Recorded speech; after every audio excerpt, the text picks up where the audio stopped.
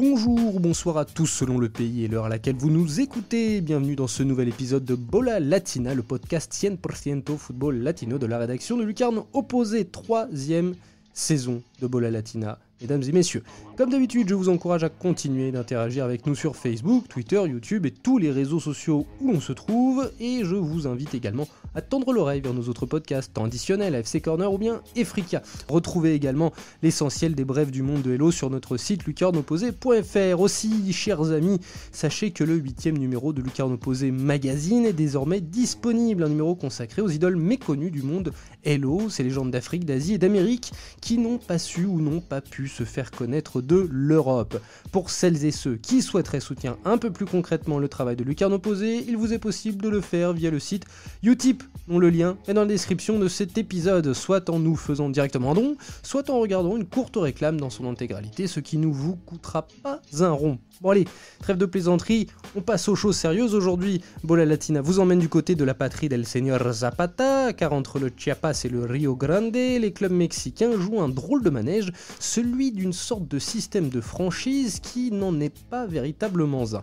Pour aborder la question, nous accueillerons le Mexas de la bande Hello, Diego Tonatiuh. Comment vas-tu, Diego ? Bah écoute, non, ça va, j'espère que tu vas bien. Ça fait longtemps qu'on parle pas du Mexique. Ça fait longtemps qu'on n'a pas parlé du Mexique et c'est justement pour ça que je me suis dit, mais il manque du Mexique sur Bola Latina, ça faisait très longtemps. Tu as bien raison, tu as totalement raison.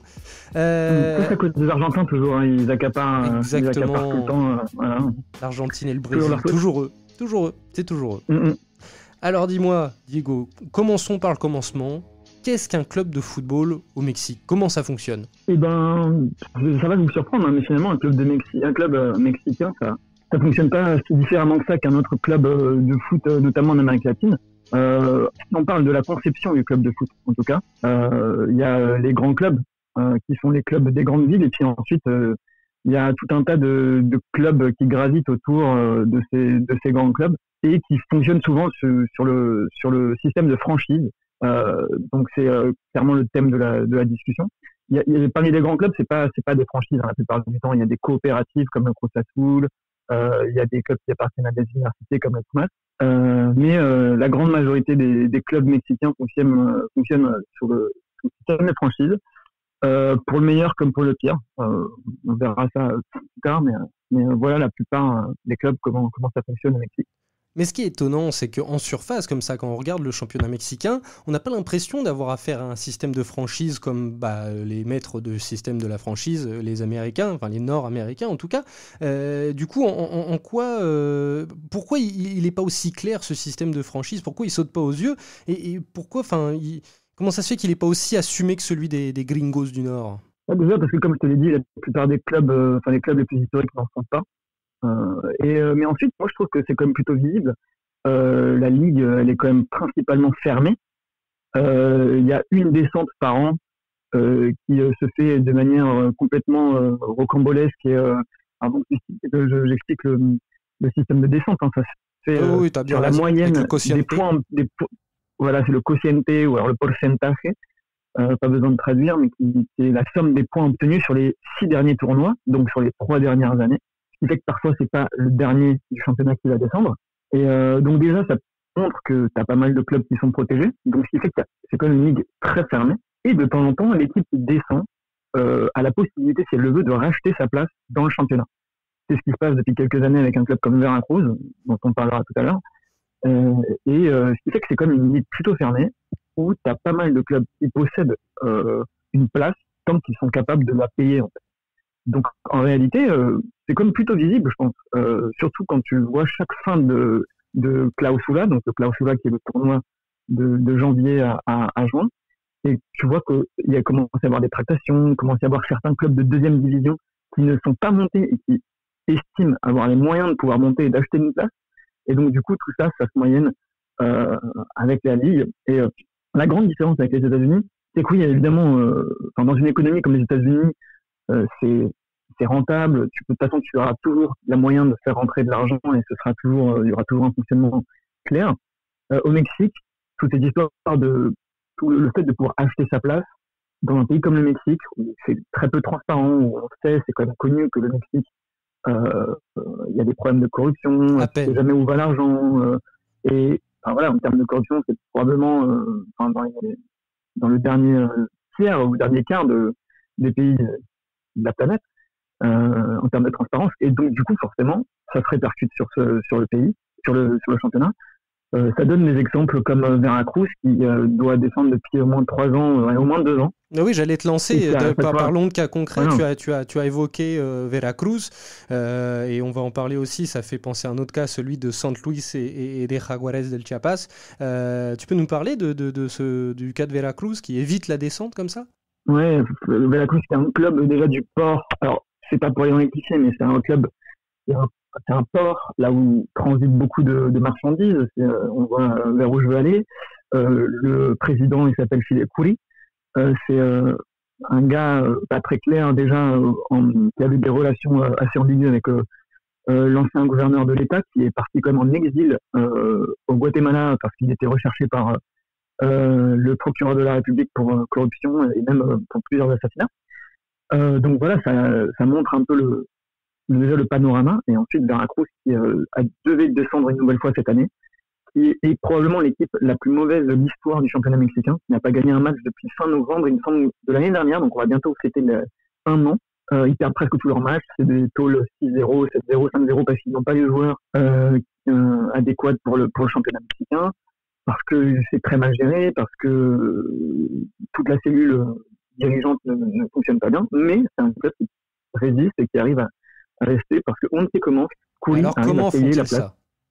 C'est compliqué à dire. Moi, j'ai pas les clés pour dire comment ils y arrivent, mais en tout cas, le président et le club arrivent à trouver de l'argent alors ça s'estime dans les 6 millions de dollars par an, arrivent à trouver l'argent pour pouvoir se maintenir. Et à partir de là, le club parvient à se maintenir. D'accord. Mais c'est à quel moment intervient le système de franchise du coup avec Veracruz? C'est toujours comme je t'ai dit, vers le clausura, donc vers le mois d'avril, mai, juin, que là, on commence à décider de ce qui va se passer. L'an dernier, on savait que Veracruz allait en tout cas sportivement tomber en 2e division. Il était question donc qu'est-ce qui va se passer? Est-ce que si Veracruz arrive à sauver sa place, est-ce qu'il va parvenir est-ce que le champion de 2e division va-t-il pouvoir monter? Parce que il y a ça aussi. Il se pose comme problème. L'an dernier, donc en 2018, c'est Tapachula qui gagne, mais comme c'est un petit club avec très peu de ressources, on leur a dit non mais vous n'êtes pas capable de payer la place en 1re division, vous ne la payerez pas et vous ne pourrez pas monter en 1re division.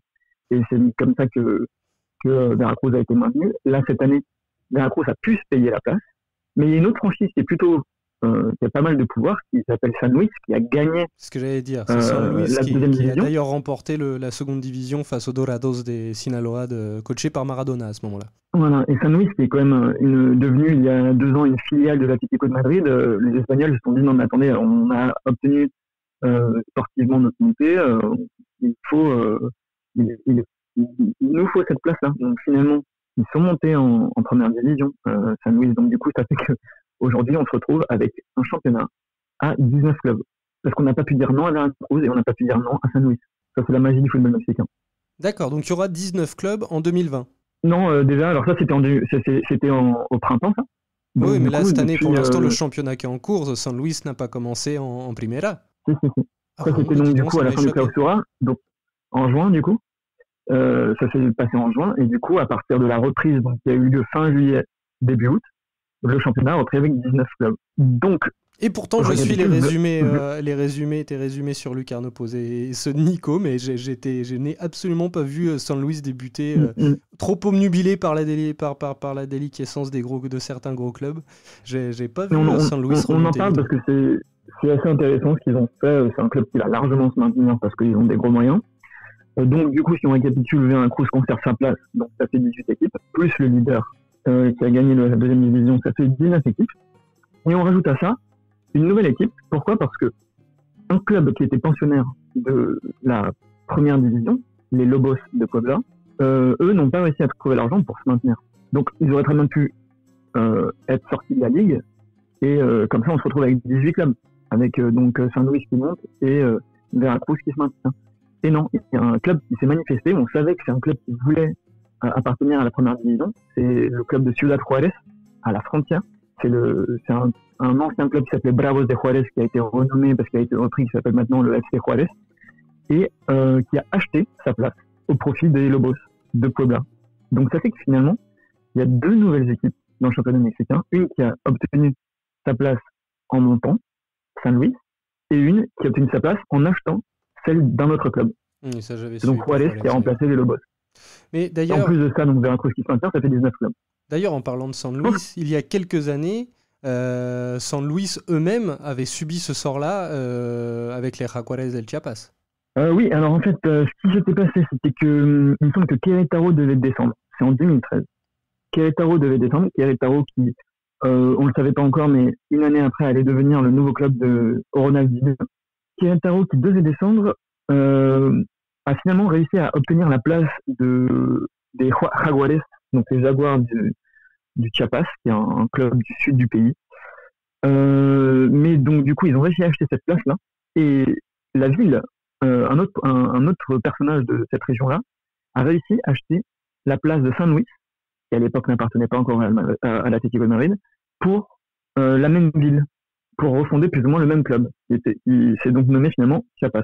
Donc si on récapitule, Querétaro qui devait descendre est resté en achetant la place de Chiapas, mais finalement Chiapas a réussi à se maintenir en achetant ultérieurement la place de San Luis. Donc le club de Jaguares a juste dû changer de nom. Les Jaguares de Chiapas sont devenus tout simplement les Chiapas FC. D'accord. C'est compliqué, hein. Oui, c'est assez compliqué. Que plusieurs, toutes les questions de est-ce qu'on a la possibilité d'acheter une place, et si on voit qu'un club n'a pas la possibilité de maintenir la sienne, et ben tu peux arriver et lui choper la sienne. C'est un peu comme quand tu es au Monopoly et que tu te rends compte que tu as un gars qui est dans la merde financièrement, mais qui possède encore plusieurs rues dans un des morceaux une partie du plateau du jeu. Tu peux négocier avec lui et tu lui achètes sa place. D'accord. Là, on parle de relativement petits clubs depuis le début. Il y a des clubs un peu plus huppés, un peu plus gros, sans être des cadors. Évidemment, on ne parle pas de l'América, on ne parle pas des Pumas, on ne parle pas des Chivas. Mais moi, je pense au cas des Atlantes et au Necaxa. Deux clubs de Mexico qui avaient une certaine histoire quand même, qui étaient là depuis les débuts plus ou moins de l'histoire du football mexicain, et qui ont choisi de s'expatrier, de partir de DF, de la capitale mexicaine, les Atlantes pour partir à Cancún et Necaxa pour partir à Aguascalientes. Comment ça se passe dans ces cas-là, et notamment quel est l'impact sur les supporters, parce que c'était des clubs plus ou moins historiques, évidemment, je dis pas, c'est pas des cadors comme les Cruz Azul América, voilà, je les ai cités, mais c'était quand même des gros clubs historiques. Quel a été l'impact sur les supporters chilangos, donc de DF, mais également les supporters qui les ont accueillis à Cancún ou à Aguascalientes? Déjà, tu as dit quelque chose, tu as dit que les clubs ont décidé de partir. Souvent, c'est pas forcément quelque chose qui est vraiment décidé. Il faut savoir que comme dans n'importe quel pays, la plupart du temps, quand le stade ne t'appartient pas, tu dois payer la place pour le stade, tu dois payer le loyer, quoi. Necaxa, qui est quand même un club qui a gagné, il me semble, plusieurs championnats, plusieurs fois le championnat, je ne sais plus trop combien, mais c'est un club qui était important à un moment donné dans les années 70 et dans les années 90. Et au bout d'un moment, quand il n'y a plus les ressources, quand surtout la base de supporters décroît, c'est un truc qui est assez fréquent, c'est que le club décide de s'exiler dans une ville à fort potentiel. Alors, en France, on ne peut pas avoir d'exemple parce que c'est un club, une ville, mais à Mexico, à un moment, on s'était retrouvé une ville avec 5 clubs, qui est Mexico, et l'América qui siphonnait la plupart des supporters, Cruz Azul qui siphonne la plupart des supporters. Il faut savoir que les années 90, c'était une grosse domination de clubs de Mexico. Et donc, Necaxa a décidé de partir à Aguascalientes. Et c'est dans les années 2000 que Atlante a décidé de partir à Cancún. Déjà, principalement parce qu'Atlante avait très peu de supporters. Et ensuite, parce que Cancún est une nouvelle ville. Il y a 40 ans, c'était un village. Aujourd'hui, c'est une ville d'1 million d'habitants. Donc, c'est différent, en fait, je pense, quand tu es dans un pays qui est en constant développement et qui gagne 1 million d'habitants par an. Les évolutions sont forcément différentes. à celle de vieux pays européens dont parfois la population décroît ou stagne. Donc voilà ce qui se passe. Et ensuite, la base de supporters, elle se fait plus ou moins rapidement. À Aguascalientes, ça s'est fait quand même assez rapidement. Aujourd'hui, Aguascalientes est un bon club de première division. Un bon outsider. 15-20 000. Oui, voilà, ça a déjà participé à une phase de playoff. Ils sont actuellement premiers d'ailleurs de la phase régulière. Oui, voilà, ils sont actuellement premiers. Après, voilà, le championnat est extrêmement serré. C'est-à-dire que peut-être que dans 2 semaines, ils sont 3e. Donc, mais oui, en tout cas, c'est un club qui va disputer les playoffs une nouvelle fois. Et c'est un club qui fait 20 000 minimum, 25 000, voire 30 000 lors des gros matchs. Donc, c'est un club qui a su trouver son public. Atlante, c'est différent. C'est plus compliqué. D'ailleurs, ils sont en seconde division, Atlante. Et oui, voilà, ils sont redescendus en seconde division. Ils sont parés pour y rester. Puis parce qu'en fait, Cancún, c'est une ville particulière. Déjà, c'est c'est une culture plus caribéenne. Donc, moins football et plus baseball. C'est surtout que c'est une ville nouvelle avec peu de culture en fait sur le long terme. Il n'y a aucun habitant de Cancún qui est de Cancún. C'est une ville, une station balnéaire qui s'est remplie d'habitants de la région au fur et à mesure. C'est peut-être plus difficile, je pense, de forger une culture de Cancún avec un club de Cancún à la culture longue. D'accord. Contrairement à Aguascalientes. Alors, il y a une autre... ça c'est mon avis. Hein. C'est à mon avis, c'est-à-dire que j'ai l'impression que c'est ça. Ça reste mon avis. Peut-être qu'il y a d'autres explications. Là, je suis vraiment en train de donner ma perception de ce qu'est en train de devenir l'Atlante et de ce qu'est devenu Necaxa.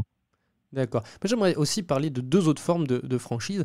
La première, c'est celle qui consiste en la création de filiales dans d'autres États du pays. Je pense à Cruz Azul, qui est un club historique de DFA et qui a créé des filiales de division inférieure à Morelos ou Hidalgo. Il y a eu les Chivas Tijuana aussi, ou encore il y a les Tigrillos, affiliés aux Tigres, mais qui étaient dans le même État, hein, dans l'État du Nuevo León, mais pas à Monterrey. Et quel est le but de ces expériences pour les clubs ? Alors déjà, il faut se dire qu'à la base, Cruz Azul, c'est un club particulier, c'est une coopérative qui a été créée il y a je ne sais combien d'années. Alors le club fonctionne encore sous forme de coopérative. C'est un cimentier. C'est compliqué. Coopérative de ciment, d'ailleurs, on les appelle les cimenteros. On appelle les cimentiers, quoi, ou même les maçons, parfois, les albañiles.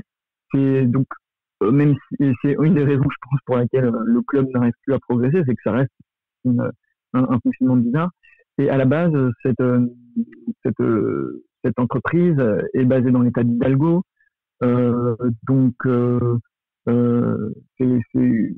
Historiquement, il y a beaucoup de supporters encore de Cruz Azul qui sont dans cet état-là.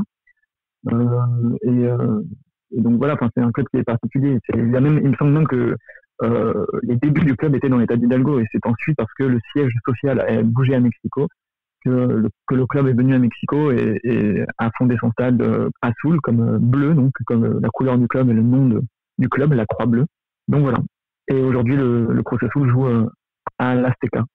Et comment des clubs universitaires comme les Tigres, qui est, on le rappelle, un club universitaire à la base, UANL, je crois, je me trompe pas, ou Universidad Autónoma de Nuevo León.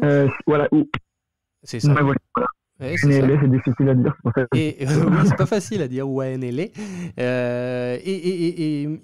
Déjà, eux, comment un club universitaire a pu créer une franchise en plus dans le même état?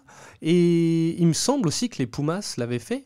Je dis pas. On a donné la comparaison avec les États-Unis, mais c'est un peu comme aux États-Unis. Aux États-Unis, il y a pas mal de clubs de certains sports qui sont des clubs universitaires. Il y a, par exemple, à Tigres, il y a quand même un investisseur qui est aussi un autre cimentier qui vient investir de l'argent. C'est culturellement un club universitaire qui s'est transformé petit à petit en une entreprise. Et l'entreprise qui possède ce club-là investit. Donc, l'investisseur, c'est CEMEX, c'est-à-dire ciment mexicain. Cementos Mexicanos. Et parlons des Chivas, donc, qui ont fait une tentative dans le nord du pays, à Tijuana, et bien entendu, j'allais en parler, c'est l'autre qui m'intéressait, c'est exactement les Chivas USA, qui eux concouraient carrément dans un autre championnat, la MLS, à Los Angeles. Ce club aujourd'hui disparu, et du coup, quel était l'objectif des Chivas en créant ce club en MLS Que c'était une franchise en fait. Si on distingue club filial et franchise, il ne me semble pas que c'était une franchise. Il me semble que ils avaient trouvé un club auquel ils avaient donné les couleurs. Enfin, je sais pas, je connais pas bien l'histoire de la MLS et je connais pas bien l'histoire des. Le club, c'était donc les Chivas USA, c'est ça en fait, Chivas USA tout simplement. Oui, c'est ça. C'était pas total, c'était Chivas USA. USA. Voilà, mais faut savoir que les clubs les plus supportés aux États-Unis, ce sont des clubs mexicains. C'est pas Los Angeles Galaxy, c'est pas New York Cosmos, c'est pas le PSG ou le Barça, c'est les clubs les plus supportés aux États-Unis, c'est l'América et les Chivas. Donc la stratégie, il me semble quand même que c'était de pouvoir continuer de son expansion dans un objectif purement marketing, de s'étendre dans des régions peuplées par de nombreux hispaniques et de Mexicains. Il y a quand même D'accord. Il y aura selon toi 90 millions d'habitants aux États-Unis. Bah oui. Oui, forcément, il y a une énorme communauté à toucher. D'origine mexicaine. Dis-moi, voilà. Donc, les Chivas USA aujourd'hui n'existent plus. Le club a disparu, n'a pas eu un grand succès sportif. Est-ce que, selon toi, il y aura d'autres tentatives ou l'échec de la filiale des Chivas ou de la franchise filiale des Chivas a échaudé les clubs mexicains? J'ai aucune idée. Pour l'instant, ça n'a pas l'air d'être dans les tuyaux. Je pense que ce qui est plus probable, c'est des alliances entre clubs. Des clubs qui, alors, du coup, c'est plus des franchises, c'est pas des clubs secondaires, c'est des filiales un peu comme ou des accords entre clubs, un peu comme quand on pourrait dire Manchester City et Grenade, il me semble, si je me trompe pas. Il y a Porto et Watford qui avaient trouvé un partenariat en Europe. Je pense que c'est plutôt sur cette base-là, sachant qu'aujourd'hui, faut savoir que même si la MLS reste très inférieure au championnat mexicain, je pense que je prends pas trop de risques en disant ça et je croise personne parce que si on voit les résultats sur la scène continentale, c'est assez flagrant. Mais c'est quand même un championnat qui monte en termes économiques, les États-Unis, qui aujourd'hui peut payer certains joueurs mexicains et donc du coup, je vois pas forcément le Mexique créer des filiales ou quoi, mais en tout cas créer des alliances ou après pareil, en nouvelle fois, ça relève plus d'un avis, c'est plus une position qu'une tendance qui aurait tendance à se développer, notamment pour ces raisons-là, pour les raisons économiques. D'accord. Et je pense que je connais la réponse, mais est-ce que tu penses, imaginons quelque chose de science-fiction, est-ce que ce serait imaginable, mais ne serait-ce que imaginable, de voir un historique, l'América, Cruz Azul, les Pumas, les Chivas bien entendu, et puis c'est toujours le débat maintenant de savoir si ce sont des historiques ou pas, Tigres, Monterrey, de les voir changer de ville. C'est compliqué, hein. Moi je pense que c'est pas possible. Après, on voit très bien que dans les sports américains, il y a des grosses institutions qui bougent d'endroit. Qui nous dit qu'en Europe, il y a des gros clubs qui vont pas être achetés par des milliardaires russes ou je ne sais où qui vont devoir changer d'endroit. Mais ce qui est sûr, c'est qu'un club comme les Pumas, c'est impossible, vu que c'est le club de la plus grande université d'Amérique latine. C'est impossible. Les Tigres, c'est le club de l'université du Nuevo León à Monterrey, c'est pas possible. Enfin, je vois pas comment l'América pourrait un jour bouger de Mexico, c'est trop ancré. C'est comme si on disait au PSG de partir de Paris, en fait. Ouais. Et les Chivas, c'est comme si on disait à l'OM de partir de Marseille, en fait. Donc, le club, on les appelle les Chivas, mais ça reste le club Guadalajara, donc officiellement. Donc, le club Guadalajara n'a pas vocation à partir de Guadalajara. Et l'Atlas de Guadalajara, est-ce qu'il aurait intérêt, c'est un historique de Guadalajara aussi, mais est-ce qu'il aurait intérêt à partir pour sortir peut-être de l'ombre des Chivas, l'ombre imposante des Chivas? Je pense que ça, c'est je sais pas, je vois pas pourquoi ce serait le cas, d'autant qu'il me semble qu'en termes d'affluence, ils font plus d'affluence que les Chivas. Donc peut-être qu'ils sont dans l'ombre des Chivas en termes de supporters globaux et en termes de titres, mais l'Atlas remplit plus son stade que les Chivas. C'est peut-être, je sais pas, j'ai l'impression que c'est un peu une réflexion un peu française souvent de se demander si 2 clubs dans une ville, c'est pas beaucoup. Je pose la question histoire de poser la question. Je connaissais la réponse, t'inquiète pas. Ouais, mais il y a des villes qui vivent avec beaucoup plus que 5 clubs et il n'y a pas de souci. Je pense à Londres, je pense à Buenos Aires. Donc voilà, non, je crois que l'Atlas a bel et bien sa place dans le panthéon du football tapatío à Guadalajara, que tu connais bien. Même si leur rarement un trophée, Bah, Depuis il est complètement 51. vide depuis 60 ans. Mais... 51, le dernier titre. Ouais, donc j'ai dit 60 ans, donc ouais, on approche bientôt les 70 ans. Donc, Et oui, tranquillement. El Zorro qui galère, pire, et qui joue en rouge et noir. C'est un truc d'équipe en rouge et noir, on pense au Rennais. Bah, ça y est, le sort est brisé pour les Rennais. Mais bon, voilà. Pour combien de temps Pour combien de temps, Rennes? Et oui, pour combien de temps? Allez, avant de se quitter, Diego, un petit mot sur cette... on est sur la clausura ou la apertura, là, tu m'as perdu. On est sur l'apertura. L'apertura. Oui, on est sur l'apertura. L'apertura 2019. Alors, comme tu disais en début, mais c'est pas un problème parce que de toute façon, c'est un championnat à play-off, mais les gros sont pas du tout au rendez-vous. Il me semble qu'il n'y a aucun historique dans le top 3. Il y a l'América qui est 4e, comme tu le dis, c'est serré. Voilà. Donc l'América est 4e, Tigres 6e. Alors Tigres qui vient de se réveiller, qui vient de gagner 2 matchs, mais sinon, jusqu'à la 10e journée, ils étaient 8e ou 9e. Monterrey qui n'est pas du tout dans le coup, Chivas on n'en parle pas, Cruz Azul on n'en parle pas, Pumas on n'en parle pas. Donc il n'y a aucun gros, aucun historique qui est dans le coup, mais c'est ce qu'on écrit à chaque fois dans nos chroniques, c'est qu'au Mexique, peu importe d'être là au mois d'octobre, au mois de novembre, ce qui compte, c'est de faire partir des 8 pour accéder aux playoffs, parce que la plupart, déjà il existe la malédiction du champion, enfin du leader. Oui. C'est-à-dire que le leader, il me semble que sur les 30 derniers tournois, il n'y a qu'une ou deux fois que le leader... Ah oui, c'est très très rare. C'est très très rare. Il me semble que c'est les Tigres ont réussi à la briser. C'est-à-dire que... Alors peut-être que les Tigres ont réussi, c'est sûr que c'est que l'América avait réussi à le faire, en 2015, il me semble. Mais non, les Tigres, je crois pas, parce qu'en fait, les Tigres, ça a beau être l'équipe la meilleure sur les 5-6 dernières années et l'équipe la plus puissante, ils finissent jamais leader, c'est simple. Ouais, pas du temps, ils finissent 3e ou 4e. Et, parce que justement, il y a quelque chose que le Tuca Ferretti, l'entraîneur, a compris, c'est pas important de partir au galop et de terminer leader. Ce qui compte, c'est de faire partir les 8, d'essayer d'éviter les autres gros dans la poule et de s'en sortir. Donc, ça va largement suffire à Ferretti et les Tigres pour être favoris une fois que les playoffs auront commencé. D'accord, très bien. Eh ben, merci Diego. Il reste tout de même, il reste maintenant 19 journées. Enfin, il y a 19 journées, donc maintenant il reste 6 journées à peu près. 6-7 journées. Donc en effet, il reste des points à prendre pour les gros pour arriver à rentrer dans les clous, rentrer dans les 8 premiers pour se qualifier pour la Liga, les playoffs.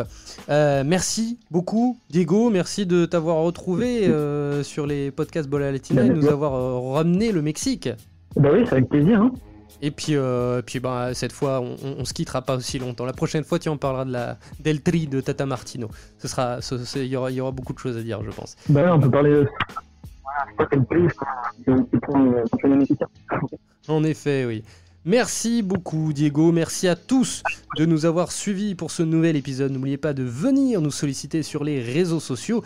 Quant à moi, je vous dis à très bientôt pour un nouveau numéro de Bola Latina. Salut les amis.